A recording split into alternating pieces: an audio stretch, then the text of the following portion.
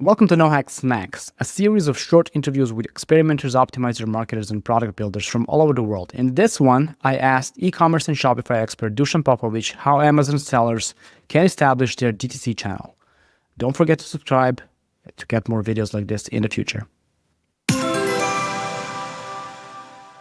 Dusan, I have a question for you. How can successful Amazon sellers establish a DTC channel? That's a really great question. I would just start with answering something that is really important to know, which is why should they actually establish their own brand? And you'll see a lot of Amazon sellers hitting this magical point of seven figures, starting to think about, this is becoming serious money, right? This is becoming a serious business. They're thinking about how can they create their own brand and how could they stop relying solely on one platform, which brings so much risk, but of course it brings so much reward. And, this is the first question that we need to ask. So if you want to have a serious business, if you want to build a serious brand, you literally have to have your own DTC, direct to consumer channel, which is starting with your store and starting with everything as it goes with that store. So it's fairly easy if you think about it. You would use one of the platforms to begin with, like Shopify, which is right now the most popular and probably the best platform for most of the merchants. You would start building your shop. You would connect it to Amazon. If you want the Amazon fulfillment center to do the work for you, at least in the beginning, you would set up the payment. And the most important thing is you would start working on your own marketing channels, right? So this is what we see, being the most difficult part.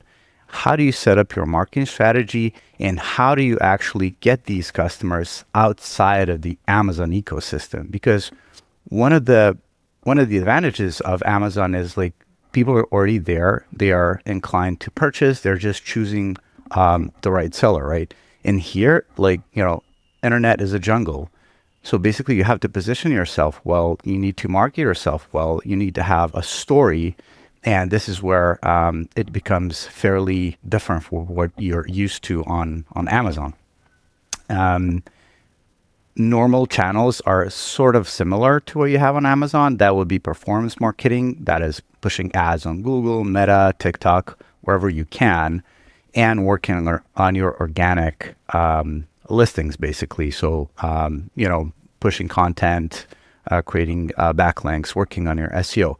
But working outside of Amazon brings you so many more new channels that you can choose to work with, right? You can work with, let's say, Instagram or TikTok influencers, right? You can have various growth tips. But the most important thing is that right now, once you're outside Amazon, you have direct communication with your customers, so you can email them at any time. You can basically push an SMS message to them or any other channel that you establish communication with them, right? This is something that you could not do on Amazon. And now this brings you so many more opportunities for a direct conversation. So that means you get feedback. You can push information at the right time. You can create applications to go with this. There's a whole new sea of opportunities when you start working on your own. Just to recap that, setting up the shop is actually the easiest part by far. Yeah, exactly. So a Shopify store, Shopify is not extremely complicated, especially if you want to keep it simple, use an off-the-shelf template, which is fine to begin with, I guess. You need to have a custom one at some point. It is the how do you find the customers? How do you tell them that you exist outside of the Amazon platform? And you mentioned a few. You mentioned influencers. You mentioned, there's SEO, there's paid ads, there's all kinds of stuff. How do you know where to start?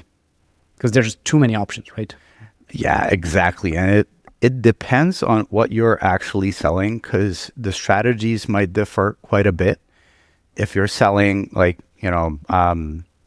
if you're having a fashion store, it's quite different from having, let's say, an outdoor equipment store. If you're selling cutlery, if you're selling, I don't know, some sort of a fidget, it's a completely different marketing strategy. This is basically why this is so hard.